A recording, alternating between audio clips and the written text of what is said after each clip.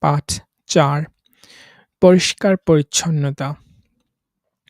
পরিষ্কার-পরিচ্ছন্নতা অর্থ পায়খানা, পেশাব বা অন্যান্য নাপাকি থেকে শরীর এবং কাপড় পবিত্র রাখা।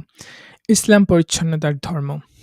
প্রিয় নবী সাল্লাল্লাহু আলাইহি সাল্লাম বলেছেন, পবিত্রতা ঈমানের অঙ্গ। অন্য হাদিসে আছে, নিশ্চয় আল্লাহ পরিচ্ছন্ন, পরিচ্ছন্নতাকে তিনি পছন্দ করেন।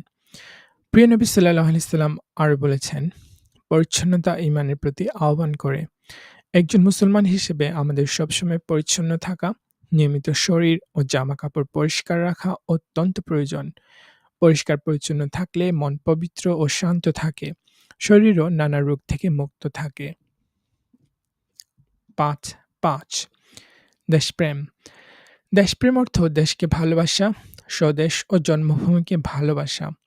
নিজের দেশের উন্নতি ও কল্যাণ কামনা করা, দেশের ভালোর জন্য চেষ্টা করা এবং শত্রুর আক্রমণ থেকে দেশকে রক্ষা করা। এর নাম দেশপ্রেম। দেশপ্রেম ঈমানের অঙ্গ।